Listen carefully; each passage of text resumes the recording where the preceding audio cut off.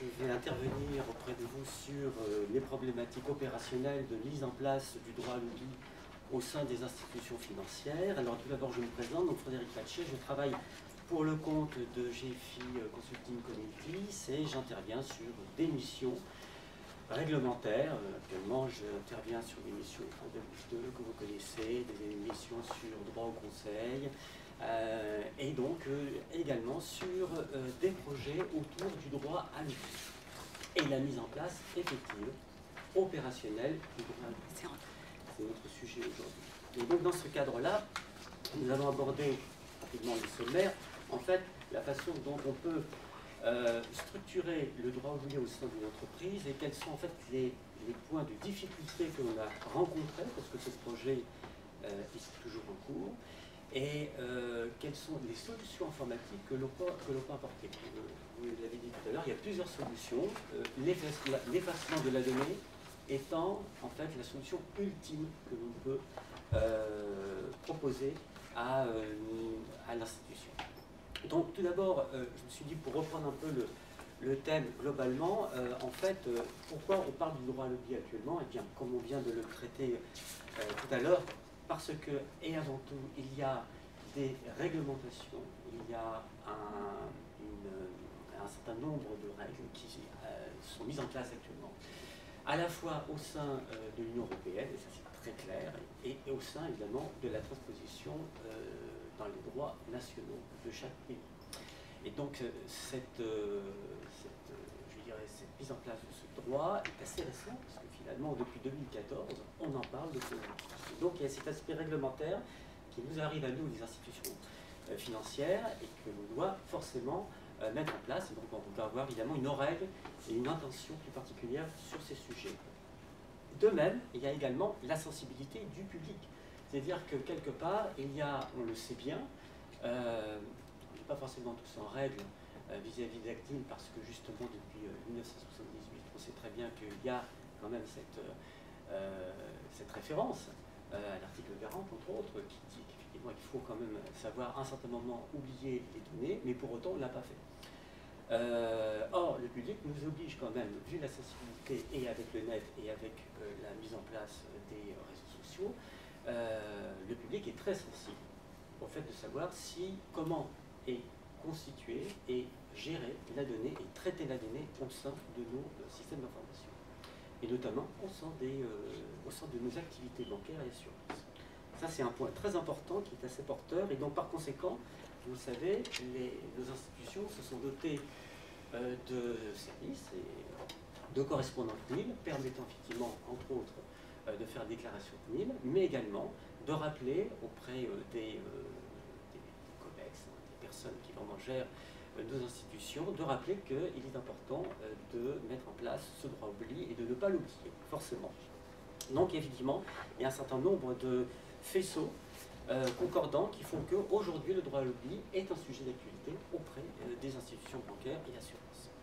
Donc finalement, juste pour faire un petit focus sur cette partie-là, je rappelle que l'utilisation déviante effectivement est un point important de la prise de conscience des personnes et de nos clients en général.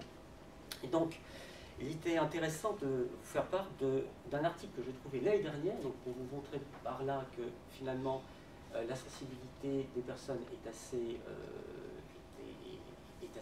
nouvelle, mais pour autant elle date déjà de l'année dernière. J'avais trouvé cet article dans les Échos où effectivement elle fait part du nombre de déclarations CNIL et de plaintes CNIL qui ont eu lieu donc en 2013, et qui font part effectivement d'une augmentation très forte de ces déclarations, de ces plaintes auprès de la CNIL, dont 12% concernaient l'activité bancaire. Ce qui est quand même assez intéressant à voir, qu'il y a quand même, l'activité bancaire peut devenir un peu le centre des plaintes des personnes, et pas simplement sur les moteurs de recherche. Donc en fait, aujourd'hui, le droit oublié, on parle de quoi exactement? Ça, c'était important que je souligne. Je ne vais pas parler évidemment de tout l'archivage documentaire qui, elle, est tout à fait autre chose, et c'est un autre domaine. Moi, je me focalise essentiellement aujourd'hui sur la partie numérique, c'est-à-dire sur la partie des données à caractère personnel qui sont inscrites, détenues dans les bases de données des institutions financières. Et donc, par conséquent, je reprends ça, toute information relative à une personne physique, identifiée et qui peut être identifiée, directement ou indirectement. Ça, c'est assez intéressant. Parce que le directement, vous l'avez compris, il s'agit des noms et des prénoms des personnes. Comme vous l'avez dit tout à l'heure, il ne s'agit pas des personnes morales, il parle des personnes physiques. Ça, c'est un point important. Deuxièmement, indirectement, eh bien, en fait, c'est la capacité au sein d'une base de données, malgré le fait d'avoir peut-être effacé un nom et un prénom, de reconstituer ce nom et ce prénom au travers d'autres données. Alors, on les a tous en tête. Hein. Ces autres données peuvent être à la fois, évidemment, si je fais une compilation des numéros de téléphone, des adresses e-mail. Alors là, les adresses e-mail, c'est magnifique parce qu'on a le nom et le prénom. Donc c'est encore plus facile. Mais également, vous pouvez avoir les numéros de compte, le numéro IBAN. Vous pouvez avoir, effectivement, on peut récolter quelquefois. On nous demande de récolter, enfin de plus en plus, vous le savez, de récolter les cartes d'identité, donc leurs numéros qui sont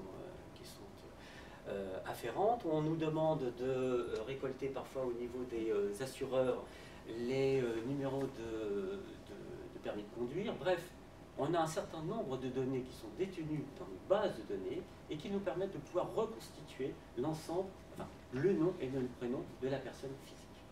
Donc, effectivement, le champ d'application est plutôt large. Et donc, ce qui fait que, au fond, il s'agit pour nous de savoir, si je rappelle l'article 40, et donc je ne vais pas revenir complètement sur l'article 40, il s'agit pour nous de savoir qu'allons-nous faire de ces données et comment on s'y prend. On a parlé du droit d'opposition. Ça, c'est un droit, effectivement, dans nos institutions bancaires, qui est pris en compte. On fait des mises à jour de nos bases de données en fonction de l'évolution de nos clients. Donc ça, c'est fait. Le droit d'opposition permet à un client également de demander à l'institution de ne pas utiliser, par exemple, ces données personnelles à des fins de prospection ou à des fins de relance. Ça, on peut le demander, mais je vais quand même faire un focus sur le fait que les données peuvent être effacées. C'est-à-dire que les données, à un certain moment, au bout d'une certaine durée de conservation, les données peuvent être effacées au sein de nos systèmes d'information. Alors, en théorie, effectivement, ça c'est magnifique, parce que c'est l'objectif.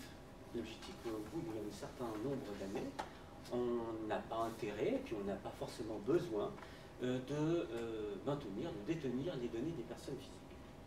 Pour autant, il faut savoir que l'effacement dans une base de données est complexe et amène à réfléchir avec prudence à cet effacement, puisque en fait, ça a des impacts directs sur les outils de l'activité bancaire. Donc, par conséquent, on ne peut pas le faire comme ça du jour au lendemain.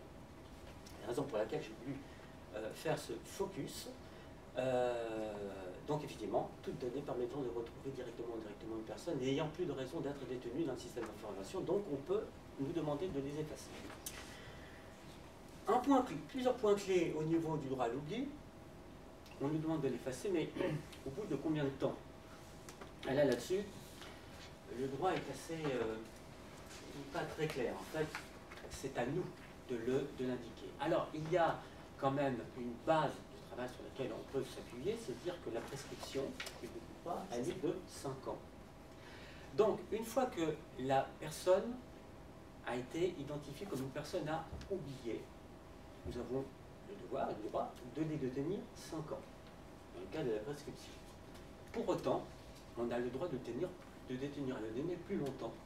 Pourquoi? Parce que cela dépend, en fait, de l'activité à l'intérieur du système bancaire, de l'activité de chaque service. Je prends par exemple le recouvrement. Le recouvrement, sachant que le recouvrement a souvent des soucis d'instance de justice, finalement, c'est-à-dire de prise en compte des délibérés de justice, souvent c'est au-delà de 5 ans. Alors par exemple, lorsqu'on fait des ateliers auprès des services pour savoir combien de temps finalement serait la durée de conservation des données à caractère personnel concernant des personnes qui sont en recouvrement et qui peut-être veulent fermer leur compte, eh bien, en général, les chefs de service nous disent, nous, il faut qu'on détienne 10 ans, parce que 10 ans, c'est le temps qu'il nous faut, en tout cas, pour ne pas prendre de risques et donc oublier la donnée pendant ce laps de temps des 10 ans est un risque pour eux. Et on est en prison, et on est en risque. Donc effectivement, comme vous l'avez rappelé ici, je vais très rapidement, mais la finalité, vous l'avez vu, elle est différente selon les services de nos institutions, mais pour autant, il faut quand même se conformer aux dispositions légales et réglementaires. Et donc là-dessus, il y a, comme je vous l'ai dit, donc un délai minimal qui est celui de 5 ans, au-delà duquel, effectivement, lorsque c'est plus long, eh bien, auprès de la CNIL, il faut savoir le justifier. Donc il y a un droit d'opposition, finalement, quelque part. Il y a une contradiction qu'on peut opposer auprès de la CNIL en leur disant, bah voilà, nous, on a des raisons très précises pour lesquelles on souhaite détenir 10 ans ou 15 ans telle ou telle donnée. Donc ce n'est pas de manière générale qu'on détient que 5 ans la donnée. Il y a un certain nombre d'informations assez diverses, et je vous engage effectivement, vous le savez très bien, à suivre, à faire de la veille juridique, pas technologique, à savoir que ces durées de conservation dépendent d'un certain nombre de codes. Alors on parle du code civil, on parle du code monétaire et financier, on parle du code fiscal également. Donc en fait la durée peut être déterminée en fonction de ce code. Le code monétaire et financier, ça je viens de le répéter, mais également on peut s'appuyer sur une brochure très pratique qui est celle du CEFOB, qui donne un certain nombre d'informations très opérationnelles et qui dit voilà, lorsque vous avez tel fichier ou tel document, donc il faut savoir faire la différence entre la partie documentaire et la partie purement numérique, mais en général on les détient pour telle durée ou pour telle durée. Enfin, on les garde et on les conserve pendant tel temps. Donc c'est une base d'informations intéressante. Et pour autant, on voit que l'information n'est pas unique, n'est pas simplement qu'auprès de la CNIL, elle est auprès d'un certain nombre d'autres voies réglementaires. La CNIL, pour autant, nous donne des informations. Alors avant de passer à ça, oui, effectivement, la partie FICOBA, j'en tombe par terre. La partie FICOBA, ça c'est intéressant parce que FICOBA a rappelé, donc c'est le fichier des comptes bancaires, a rappelé l'année dernière, je crois, c'était en 2014, qu'au fond, la détention des fichiers concernant donc les comptes bancaires n'est plus de 3 ans mais de 10 ans. Vous voyez, on peut s'appuyer également sur un certain nombre de règlements qui sont très précis et qui concernent une partie spécifique de notre activité bancaire. Mais pour autant, il faut effectivement savoir se conformer à ce type de réglementation. Et bien évidemment, à partir du moment qu'on sait que c'est 10 ans, c'est pour 10 ans, à partir de ce moment-là, le système informatique qui détient toutes ces données va les conserver pendant 10 ans et au-delà, la personne sera à oublier. C'est un exemple sur effectivement les particularités. Autre particularité que l'on trouve au sein de la CNIL, c'est que la CNIL a descendu un certain nombre de normes simplifiées.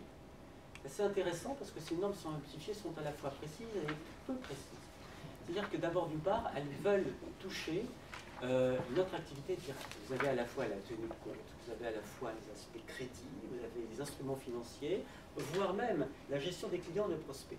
En fait, la gestion des clients et de prospects, pour cette norme simplifiée, cette dernière norme, la numéro 48, est assez précise parce que vous avez un intitulé à l'intérieur, un paragraphe. C'est une grande fiche. Hein, et vous avez un paragraphe qui vous indique en fait combien de temps vous avez le droit de garder ces informations, des informations, des données à caractère personnel. Alors, depuis peu de temps, je pense depuis l'année dernière ou il y a 2 ans, la détention donc, des données de prospects ne doit pas dépasser 3 ans, me semble-t-il. À voir, mais je crois bien que c'est 3 ans. Pour autant, pour les autres normes simplifiées, la CNIL nous rappelle que c'est en fonction de la finalité de nos activités. Donc, encore une fois, la meilleure façon d'aborder, finalement, de constituer une grille de durée de conservation pour le droit à l'oubli est de faire des ateliers de travail auprès de l'ensemble des services, que ce soit les services juridiques, les services de recouvrement, les services de crédit, les services, bref, toutes nos activités bancaires, les services de gestion de titres, et voir avec eux quelle est la durée la plus raisonnable possible pour maintenir et conserver ces données à caractère personnel, une fois que celles-ci doivent être oubliées. Et donc justement, la mécanique de calcul de la durée de conservation, elle est assez simple finalement. Il y a deux indicateurs majeurs qui doivent être mis en place, créés au sein des bases de données. Alors tout d'abord, vous avez donc la fin de la relation. Ça, c'est l'indicateur, et c'est un indicateur vraiment important, qui permet d'identifier la date à laquelle on peut démarrer la durée de conservation.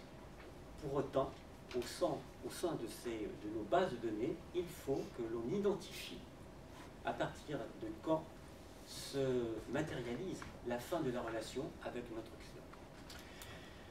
Donc une personne est en relation, par exemple, et elle souhaite finalement soit fermer son compte, soit achever, clore son contrat. Donc effectivement, nos activités nous amènent effectivement déjà en tant que banquier à gérer les comptes, forcément, et puis deuxièmement aussi à proposer des services via des contrats. Je pense par exemple les services coffres. Très clairement, ce sont des contrats. Eh bien, dans un cas comme dans l'autre, il faut que nous identifions au sein de nos bases de données le dernier compte qui sera fermé par la personne et qui sera l'indicateur de la fin de la relation à partir de laquelle je serai capable, par la suite, de calculer ma durée de conservation que j'aurai identifiée via mes ateliers et qui dire, voilà, pour telle personne, par exemple, qui vient de fermer son compte, nous n'avons plus de contentieux, nous n'avons plus de crédit avec lui, bon, par conséquent, c'est 5 ans ou 10 ans, parce qu'on va suivre les recommandations de FICOBA. Donc vous voyez, vous avez la fin de la relation avec la personne, ça c'est l'indicateur majeur. Le deuxième indicateur, c'est arriver au bout, par exemple, des 5 ans, et bien, au-delà de 5 ans plus une journée, la personne est à oublier au sein du système d'information. Et donc par conséquent, je serai à même de trouver une solution. Alors là, je vous ai parlé de l'effacement, en fonction de slide précédent. L'effacement étant l'objectif ultime, mais d'autres solutions peuvent être proposées par nos systèmes d'information et qui sont en fait le fait de filtrage, le fait de ne pas exposer l'information au sein, par exemple, du public, de les garder, mais de ne pas s'en servir. On va voir ça tout à l'heure, je vais vous proposer trois types de solutions. Donc là, j'ai fait un petit exemple très rapide, comme quoi le droit à l'oubli, quand même, n'est pas quelque chose de simple, quelque chose de plutôt complexe à mettre en œuvre, parce qu'un client ne possède pas forcément un compte, mais un client possède à la fois des contrats, des comptes, des services. Et donc, effectivement, il s'agit pour nous, en fait, d'avoir la capacité au sein du système de l'information de balayer l'ensemble de ces éléments pour pouvoir identifier à partir de quand le dernier élément qui est en fin de relation va nous permettre de démarrer ma durée de conservation de la donnée. Donc j'ai pris un exemple tout bête, hein, c'est-à-dire que j'ai pris la même personne est en relation avec la banque, elle en a marre de son banquier, elle ne veut plus le voir, etc. Donc elle décide finalement de à la fois fermer son compte et fermer son livret.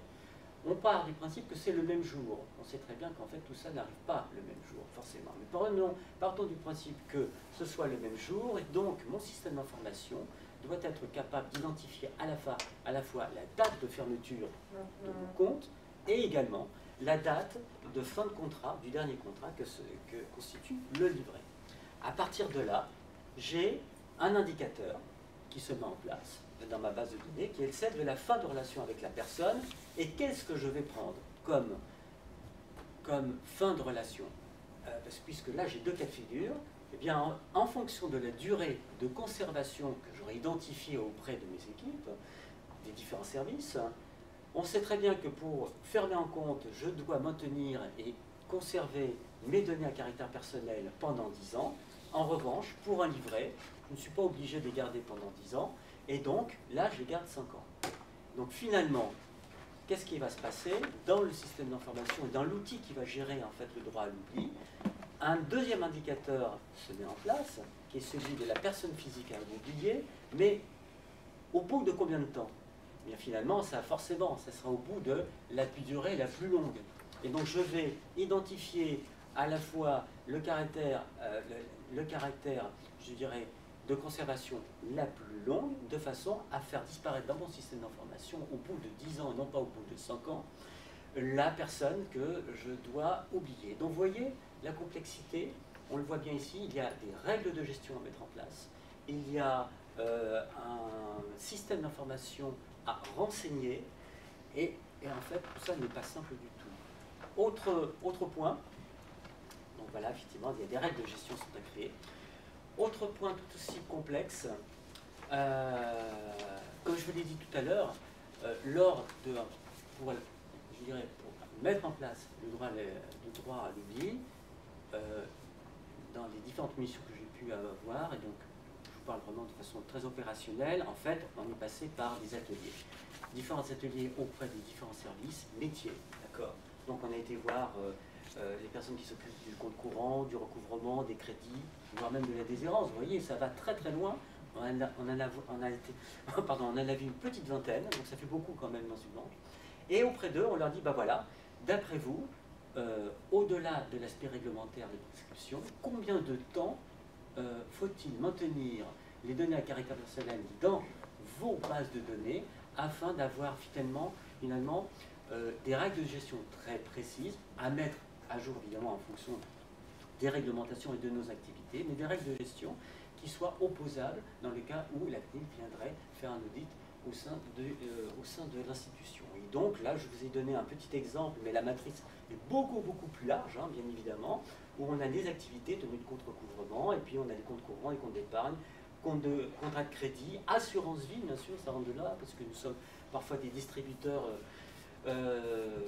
des assureurs, et donc on a une matrice qui indique en fait combien de temps on doit conserver ces données. Alors, je vous ai fait